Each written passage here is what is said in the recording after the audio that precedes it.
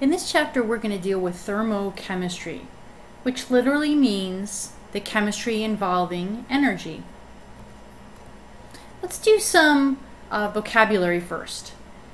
Temperature, we should remember from previous chapters, is a measure of the average kinetic energy of particles in a sample. Heat is a little bit different. Heat is the transfer of energy due to temperature changes, and energy will always be transferred from high to low. Energy is the capacity to do work or produce heat. In physics, you talked a lot about energy with respect to the work that can be done. In chemistry, we talk more about the heat that's produced. Conservation of energy means that energy cannot be created or destroyed, but it can be converted from one form to another. Two forms of energy that we'll be involved with this year are kinetic energy and potential energy. Kinetic energy is the energy of motion, and in chemistry we're dealing with the motion of particles in a sample. Potential energy is stored energy, and in our case we're talking about stored energy in the bonds of molecules. Extensive properties are properties that depend on the amount of the substance, and heat is an example of an extensive property, as is mass and volume. Intensive properties do not depend on the amount of the substance. Density is an example of that. No matter how much water you have, whether it's a small drop or it's a gallon of water, the density is always 1 gram per milliliter. State functions or state properties are properties that depend only on the present state. Changes in state function are independent of the pathway taken between the two states. And energy, which we're going to deal with in this chapter, is an example of a state function. So to give you an example of this, if we were to talk about going from Voorhees High School to the McDonald's down in Clinton, there are several different paths that we could go through to get from Voorhees to McDonald's.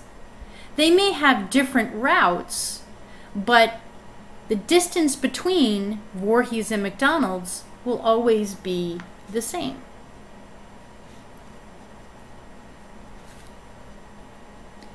When we talk about the energy of a system, there are two things that we need to be involved with. The change in energy for a particular system is the sum of Q plus W, where Q is heat and W is work.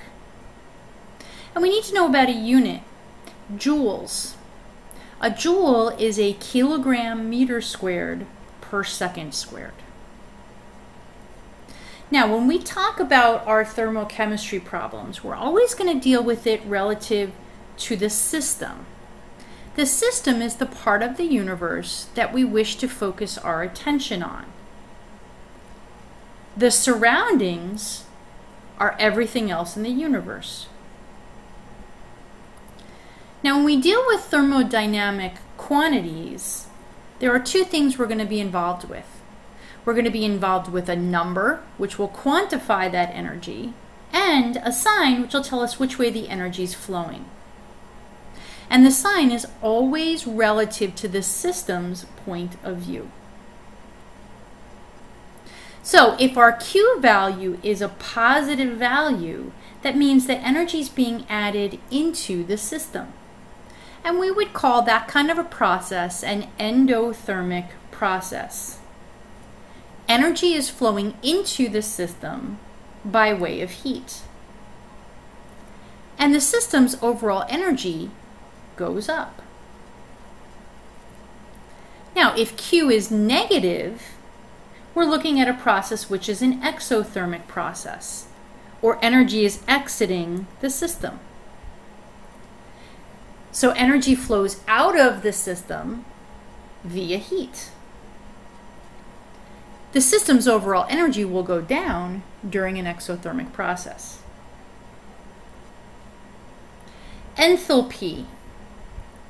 When we talk about the enthalpy of a system, we have an equation that we need to be involved with.